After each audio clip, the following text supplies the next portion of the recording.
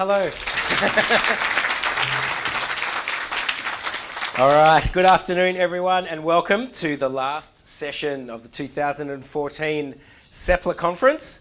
Thank you all for giving up your precious time to be here, to develop your own skills, and thank you. Poor fellow who needs a bit of brief hydration. Just 2 cups of vodka enough for me, thanks. So, my name is Josh Oshlack, and my business, The Rhythm Village, provides music programs specifically designed for students with special needs. I've been a musician all my life, as they say, finding my rhythm as I danced as a little toddler, and bringing out mum's pots and pans and wooden spoons to express myself as a child, maybe making noise more than music. And I was always fascinated by music and sound, not understanding why, but always drawn to listening to and feeling music. The bass was usually turned up. I discovered the bass dial quite young, and I would often turn the volume up as well, and I would just lose myself to the music and the vibration as a young child. Music covers 2 senses: hearing and touch, sound and vibration. For me, they go hand in hand. They're like 2 peas in a pod. It's like adding chili to a meal, for some of us. Like adding ice to a drink, or lime to a gin and tonic. Oh yeah, there we go. It's an enhancer. Vibration takes music to a whole new level.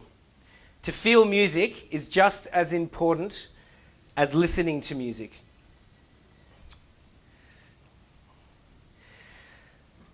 So I can play the didgeridoo or a drum to each student in a session. But when they touch the didge or they feel the drum while it's playing, that's when the magic happens. What is that magic? It's difficult to pinpoint, but it's completely engaging, exciting, and it puts a big smile on the students' faces. Any of our 5 senses can be an emotional anchor. You can taste something and it can remind you of kindergarten or when you were a child. You can have a visual anchor, for example, when you see some comeback fashion of a pair of flares and a matching top. And you might think, wow, I used to wear those, and I remember that time so well. Hands up if you ever wore clothes like that. Ah, yep, there we go. There's a few, so don't know if I should say. Something similar? Music is an emotional anchor. When I play my welcome song in every session, and I know teachers from schools I've taught at for many years have heard this song many, many times, but this is a point of reference for the students to say, it's music. It's time to play my maraca and engage with Josh and my other fellow students. Some teachers have recorded me playing this song so they can use it on different days, which also triggers the same response. It's music time. There's a particular song that triggers sadness in me when I hear it. It's of a girl that dumped me when I was in my late teens. Silly girl. And for some strange reason, I would listen to this song over and over again. And I suppose it made me face my sadness and move forward. This song had an emotional effect on me, and when I hear it again, it takes me back to that time. Do you think anyone could guess what that song might be?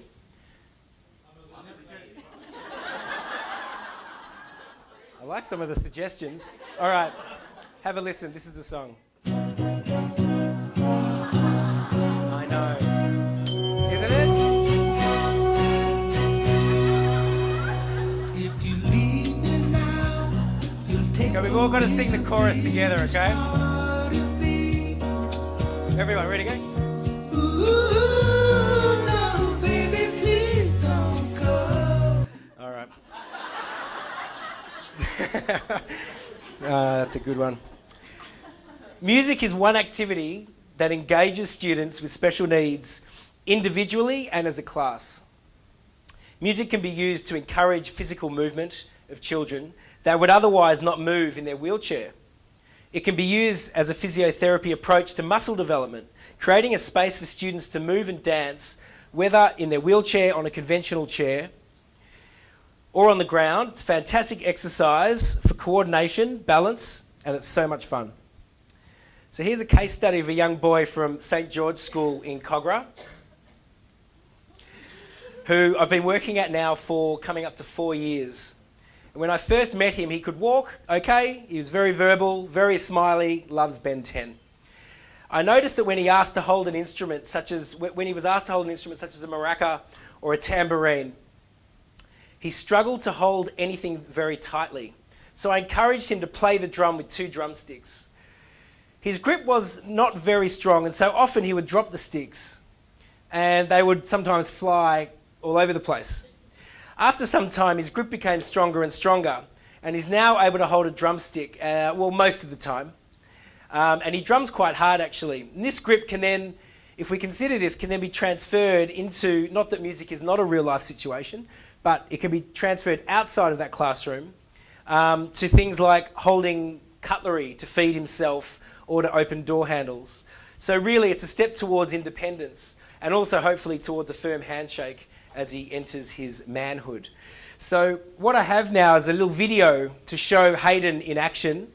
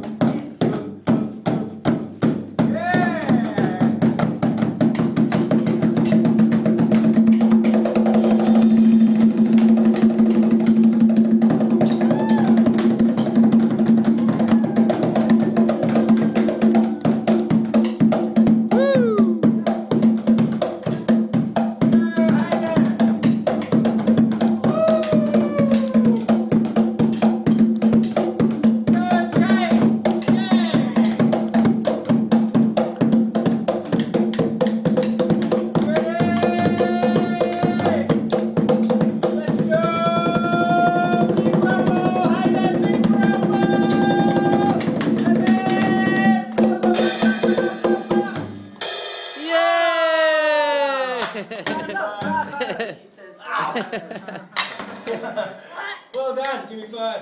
Awesome. So for students with a severe disability, there are many avenues that we can go down to pull them out of their shell, so to speak. It's a matter of trying new things and being creative. It's discovering and providing opportunities for inclusion into activities that will allow a student to shine and to really come through.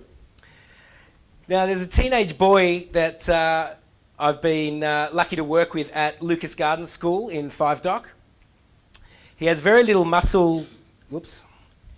He has very little movement during music sessions. He listens to the music and occasionally smiles, but cannot physically engage that well. Music stimulates him to the point where he moves his arms to songs because we put Velcro bells on his wrists, and then he can join in and feel included. Within his class, I walk around with my guitar, allowing the students to strum the guitar strings. From his wheelchair, the teacher has been encouraging him by pushing his elbow forward from his chair, and he starts to move his arm up to put his hand on the guitar to feel the vibrations. And what's been happening is he's been lifting his arm up just a little bit more and a little bit more, to the point now where recently he actually started to move his fingers like this on the guitars. Now, he did this for quite a few minutes, and he was directly engaged in the music and moving his muscles that he otherwise may not have moved. So this is a fantastic example that shows us how people who are trapped inside their physical body do want to interact, they do want to be involved, and they can when given an opportunity to do so. And in this case, music provided that opportunity. This also demonstrates that through trying different approaches, each student has the ability to play, engage, interact, and enjoy music. So I've found that sound vibration works so well in engaging those students with severe disabilities. Students would often put their hand on the guitar to feel the vibrations, even those who are tactile defensive. Sometimes students will even put their head on the guitar to feel the vibration like Kate's doing right here. The didgeridoo, or also known as the yidaki in Arnhem Land, is one of the most powerful instruments to use that I've found with special needs. The earthy sounds change the entire feeling in a room, and the vibrations you can feel are astounding. I'm going to give you a demonstration of the effects of a didgeridoo in a room. And it doesn't matter how big the room is. So what I'm going to ask you now is to close your eyes and take a few deep breaths. No peeking, please. It's all right, I'm not going to do anything sneaky. What I'm going to do is just play the didgeridoo with your eyes closed so you can feel the full feeling in your ears of the didge.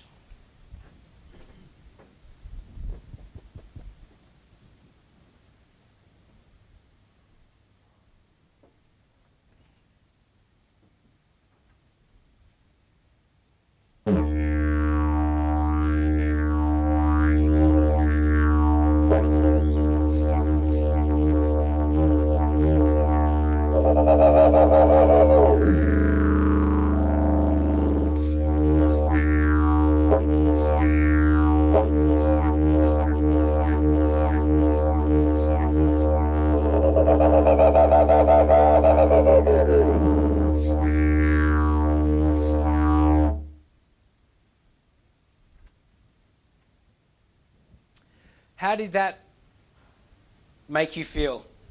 Anyone? Open? Anything else? Transported. Has a very big effect.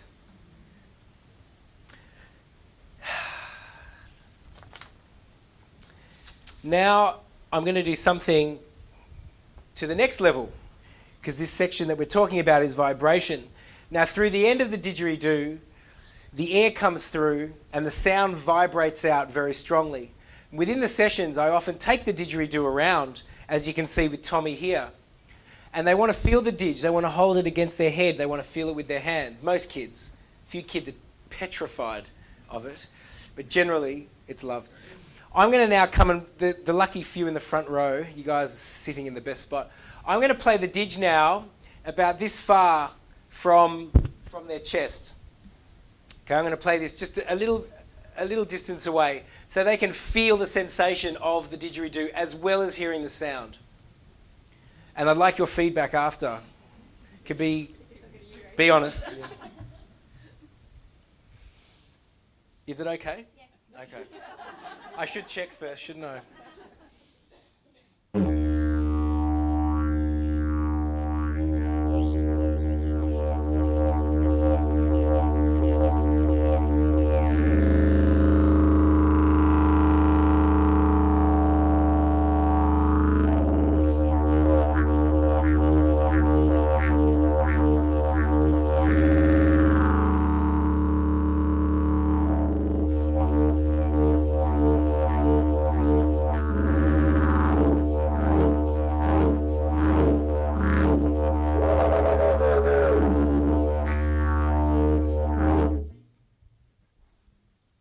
So how did you feel? Did you feel the vibration? Yeah, definitely. Just made it more real. It made it more real. Yeah. Okay. What about yourself? Like a musical massage. A musical massage. That's a beautiful way to put it. I only charge $60 an hour. So head back, neck back and shoulders. Yeah. That's right. So it adds another dimension to the sound, as do a lot of instruments. Now, there's a lot of science and research to back up the amazing effects of music and sound that can have on people. There's one particular person called Bruce Lipton. He's a PhD in cellular biology who's taught at the University of Wisconsin School of Medicine. And he believes that we don't just listen to music with our ears, but we listen and feel with every cell in our body. He also believes, based on his research, that music can restore health, enhance creativity, and reignite a passion for life. He's written a lot of amazing books, Bruce Lipton. Certain drums also produce a very deep vibration, and students are drawn to this. Many students with severe hearing loss love vibration and find it very, very interesting to feel. They can use their head, hands, and even feet, as this young man is doing here. Last year, I taught a class of 5 teenage boys at Holroyd School in Merrylands, and they were all autistic. I'd planned to focus on drumming, as most teenage boys love to do this. Each student got a drum to play, and I sat opposite them. So I sat here, and the 5 boys sat there with a few teachers either side. And there was one boy that showed a particular interest, and he was watching me very intently. He began turning his hands around to mirror me. So I was sitting like this, and you guys are facing me, and he was looking at me, trying to turn his hands around. So I realised that me sitting opposite him was confusing. So I stood up, I grabbed my drum, and I went and sat next to him. And he began modelling my drumming and copying me, a little bit like we were doing today. And I wanted to just test this out to make sure it wasn't just a fluke. So I started going like this. I stopped drumming and I started going 1, 2, 3, 4, boom. I hit the drum. And he started to copy as well. 1, 2, 3, 4, boom. And I did this a number of times. I didn't think too much of this, as this can happen, and it can be quite normal for kids to copy. And it was actually one of my first lessons with the boys at the school, so it does take time to understand their personalities. And I looked over at the teacher, and her jaw was down here. She looked at me and she said, "I'm going to speak to you after class." And I thought I don't know what I did. And she said to me after, she said 2 things. 1, I've never seen this student model someone like that before, especially someone he doesn't know. And number 2, I've never seen him let someone he doesn't know sit next to him without becoming so agitated. I thought, wow, this music thing really does work. So let's consider this. The teenage boy we're talking about, we may have opened up this idea through music that learning new things from a new teacher, especially when it's enjoyable, can actually happen. And it also may have opened up the idea that he can sit next to someone that he doesn't know. And then this again can be transferred to a real life situation, such as sitting on public transport. So it's a wonderful concept to see how music could change these ideas in students with autism. We are creating space and opportunity for people, regardless of ability, to be creative through music and to shine through their challenges and to find that place that we all do crave for, which is happiness. I have created a new word. I better go trademark it quickly. It's called music quality. And it refers to the power of music and how it can increase the quality of life in people. We all listen to music, not all. A lot of us, I shouldn't say that, a lot of us listen to music, and it has an effect on us. Sometimes we feel sad, we'll listen to Chicago, for example. Sometimes when we're feeling excited, we'll put on some African drumming music, for example. There's all different music for different times, and it helps us. We all want to increase our quality of life, from luxuries to a nice home to a great hairdo, to generally being healthy and happy. With music, within the special needs schools, it increases the quality of life for the students and therefore the students' families as well. And I also believe it actually can increase the quality of life for our teachers that join into music too. We're all aiming to reach goals with our students, whether they be simple goals such as making choices, focusing on a task for a set amount of time, or fine motor skills. I strongly believe with all my heart that the work that you all do within the special needs education sector is to increase the quality of life in each and every student you care for and you educate. I see you every day when I'm running my music therapy workshops, you are tirelessly educating and caring for your students. I believe you guys are angels with hidden wings. You should be so proud of what you are choosing to do each and every day. And I think you should all give yourselves a big clap. Or a drum, for that matter. I strongly believe with all my heart that music within the special needs education sector increases the quality of life in each and every student, even if it's simply to move a few fingers to strum a guitar that wouldn't normally move, or a smile on a student's face rarely seen. We are bringing smiles to people's faces every day, a ray of sunshine in their hearts that is the greatest gift that we can offer to all of our communities. Now, here is a video that myself and a young girl, Ashley, have been working on for a long time. We put together especially to say goodbye to all of you today.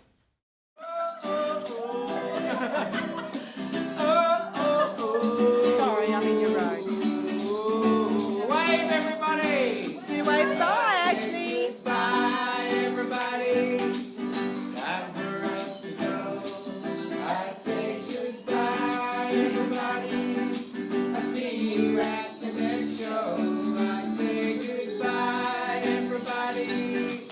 Got to wave goodbye. Wave goodbye. Wave goodbye. Wave goodbye. Let's wave goodbye. Wave goodbye. Wave goodbye. I thank you all from the bottom of my heart for taking the time to be here at this amazing conference. I wish you all smiles, joy, and lots and lots and lots and lots of music well into the future. So thank you. Have a fantastic weekend. Thanks, Josh.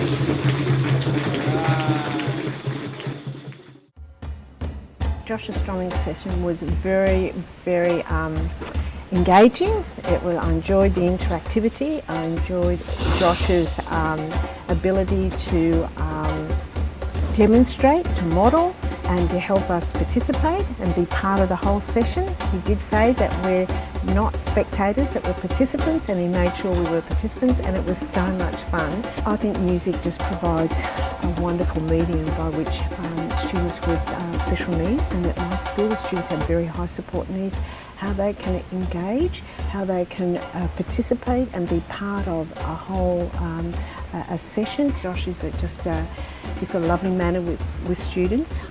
He's a great teacher. One of the